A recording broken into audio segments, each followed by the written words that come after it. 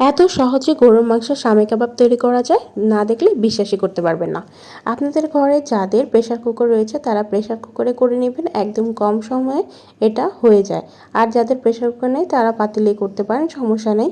এখানে কিন্তু আমি 1 পা মতো বুটের ডাল নিয়েছি, তারপর 1 পা থেকে একটু বেশি আমি এখানে গরুর মাংস নিয়েছি। তার প্রয়োজনীয় মাংসের যত মশলাও রয়েছে সবগুলো কিন্তু আমি দিয়ে দিচ্ছি। এখানে আদা বাটা দিয়েছি, তারপর হলুদের গুঁড়ো, মরিচের গুঁড়ো, ধনে গুঁড়ো, তারপর হচ্ছে গরম মশলা এবং গরম মশলার একটা গুঁড়ো দিয়েছি। তারপরে গরম মশলা কিন্তু আস্তেও দিব। এখানে কাঁচা মরিচ, শুকনা মরিচ, ঝালটা একটু বেশি হলে এটা কিন্তু টেস্টটা অনেক বেড়ে যায়। এখানে আপনারা কিন্তু গোটা সমস্ত গোটা মশলা এখানে দিতে পারেন চাইলে। পেঁয়াজ, তারপর হচ্ছে রসুন গোটা, আদা গোটা, জিরা গোটা সব কিছু, কারণ এটা একটা ব্লেন্ড হয়ে যাবে। আমার এগুলো পেস্ট করা ছিল বিধায় আমি এগুলো পেস্ট দিয়েছি। আর আপনাদের পেস্ট করা না থাকলে সবই কিন্তু আপনারা গোটা দিবেন। একদম কিন্তু আস্ত গোটা দিলে এটার ঘ্রাণটা আরও বেশি ভালো হবে।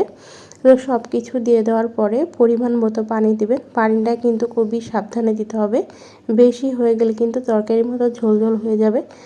পানিটা কিন্তু ওইভাবে আপনাদের মেজারমেন্ট করে দিতে হবে যাতে স্টিকি হয়, শক্ত হয়, জানি বাটা যায় বা মিক্সিং করা যায়।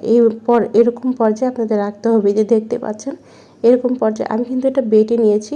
বেটে নেওয়ার কারণে কিন্তু খুব সুন্দর করে হাত দিয়ে চেপে চেপে সুন্দর একটা শেপ চলে আসছে। আমি হাতে একটু সয়াবিন তেল মেখে নিয়েছিলাম, তেল মাখিয়ে নিয়ে তারপর এটা সুন্দর করে রেখে দিচ্ছি। আর এটা কিন্তু সারা বছর ধরে ফ্রোজেন করে রাখি। ম্যাক্সিমাম টাইম যখন পোলাও টোলাও রান্না করি সাথে একটু ভেজে নিই। তো একটা বাটির মধ্যে কিন্তু আগে পলিথিন বিছিয়ে দিয়েছি কেটে। তারপরে এখানে মিনিমাম 6টা আটবে এই বাটির মধ্যে। তারপর 6টা আমি রাখবো, রাখার পরে আমি আবার পলিথিন দিব। এরকম যে কয়টা আমার হয় না কেন পর্যায়ক্রমে আমি পলিথিন দিব। লাস্টে যেটা রাখবো সেটার উপরে একটা পলিথিন দিব। পলিথিন দিয়ে তারপর মুখটা আটকিয়ে দেবো। তারপর আমি যখন এটা ভাজবো, ভাজার আগে আমি মিনিমাম 2 ঘন্টা আগে এটা বের করে রাখবো।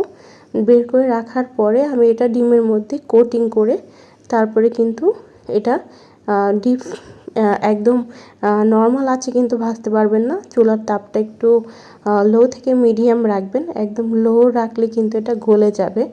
মিডিয়াম আঁচে রেখে সুন্দর করে ক্রিস্পি করে ডিমের মধ্যে কোটিং করে ভেজে নেবেন।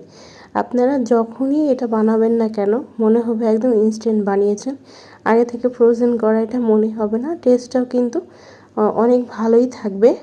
এটা কিন্তু আমি যখন ভাজবো তখন হয়তো আপনাদের সাথে ছবিটা শেয়ার করতে পারবো। আমি এখন বানাচ্ছি না, ভাজছি না, তাই ছবিটা শেয়ার করিনি।